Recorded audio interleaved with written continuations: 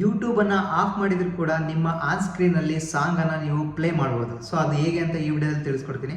ಅದಕ್ಕಿಂತ ಮುಂಚೆ ಈ ವಿಡಿಯೋ ಒಂದು ಲೈಕ್ ಮಾಡಿ, ಯಾರಾದರೂ ಹೊಸ್ತಾ ನೋಡ್ತಾ ಇದ್ದರೆ ಸಬ್ಸ್ಕ್ರೈಬ್ ಮಾಡೋದನ್ನು ಮರಿಬೇಡಿ. ಸೊ ನೀವು ಮಾಡಬೇಕಾಗಿರೋದು ಇಷ್ಟೇ, 3 ಸ್ಟೆಪ್ಸ್ ಫಾಲೋ ಮಾಡಬೇಕಾಗುತ್ತೆ. ಸೊ ನಿಮಗೆ ಕಾಣ್ತಾ ಇರೋದು ನಿಮ್ಮ ಫೋನಲ್ಲಿ ಕ್ರೋಮ್ ಮೇಲೆ ಕ್ಲಿಕ್ ಮಾಡಿ. ಈ ರೀತಿಯಾಗಿ ಓಪನ್ ಆಗುತ್ತೆ. ವೆಯ್ಟ್ ಮಾಡಿ. ಸೊ ನಿಮಗೆ ಕಾಣ್ತಾ ಇರೋದು ಇಲ್ಲಿ ಯೂಟ್ಯೂಬ್ ಅಂತ ಡಿಸ್ಪ್ಲೇ ಆಗ್ತಾ ಇದೆ. ಜಸ್ಟ್ ಯೂಟ್ಯೂಬ್ ಮೇಲೆ ಕ್ಲಿಕ್ ಮಾಡಿ. ಈಗ ಯೂಟ್ಯೂಬ್ ಕಂಪ್ಲೀಟ್ ಆಗಿ ಓಪನ್ ಆಗುತ್ತೆ. ನಿಮಗೆ ಕಾಣ್ತಾ ಇರೋದು ಈ ರೀತಿಯಾಗಿ ಓಪನ್ ಆಗಿದೆ.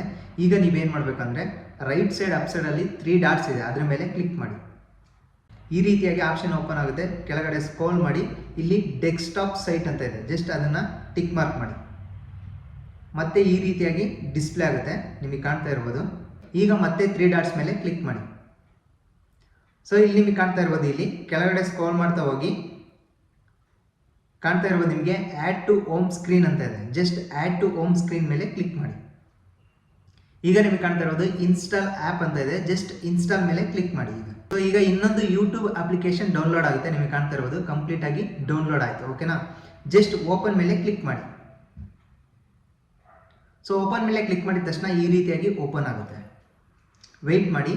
ಈಗ ನಿಮಗೆ ಯಾವ ಸಾಂಗ್ ಬೇಕು ಅದನ್ನು ಪ್ಲೇ ಮಾಡಿ. ನಿಮಗೆ ಕಾಣ್ತಾ ಇರೋದು ಸರ್ಚ್ ಮೇಲೆ ಇಲ್ಲಿ ಕ್ಲಿಕ್ ಮಾಡಿ. ಸರ್ಚ್ ಮೇಲೆ ಕ್ಲಿಕ್ ಮಾಡಿಬಿಟ್ಟು ಸೊ ನಿಮಗೆ ಯಾವ ಸಾಂಗ್ ಬೇಕಾ ಅದನ್ನು ಟೈಪ್ ಮಾಡಿ. ಈಗ ಕನ್ನಡ ಸಾಂಗ್ಸ್ ಅಂತ ಟೈಪ್ ಮಾಡಿ. ಸೊ ಆ ಮೋಡದಿಂದ ಮಳೆಗೆ ಒಂದು ಸ್ಫೂರ್ತಿ ಇದೆ ಅಂತ ಸಾಂಗ್ ಇಲ್ಲಿ ಡಿಸ್ಪ್ಲೇ ಆಗಿದೆ. ಜಸ್ಟ್ ಅದನ್ನು ಪ್ಲೇ ಮಾಡಿ. ಸೊ ನಿಮಗೆ ಕಾಣ್ತಾ ಇರ್ಬೋದು ಈಗ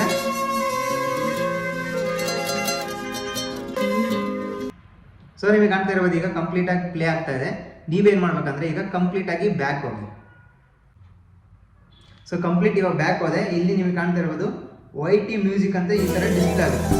ಸೊ ಈ ರೀತಿಯಾಗಿ ಡಿಸ್ಪ್ಲೇ ಆದ ತಕ್ಷಣ ನಿಮಗೆ ಕಾಣ್ತಾ ಇರೋದು ಜಸ್ಟ್ ಪ್ಲೇ ಮಾಡಿದ್ರೆ ಸೊ ಕಂಪ್ಲೀಟ್ ಆಗಿ ಪ್ಲೇ ಆಗ್ತಾ ಇರುತ್ತೆ. ಸೊ ನೀವು ಸಾಂಗನ್ನು ಕೇಳ್ಕೊಂಡು ಬೇರೆ ವರ್ಕನ್ನು ನೀವು ಮಾಡ್ಬೋದು. ಯೂಟ್ಯೂಬಲ್ಲೇ ಪ್ಲೇ ಮಾಡ್ಕೊಂಡು ಇರೋ ಅವಶ್ಯಕತೆ ಇರೋದಿಲ್ಲ. ಓಕೆನಾ?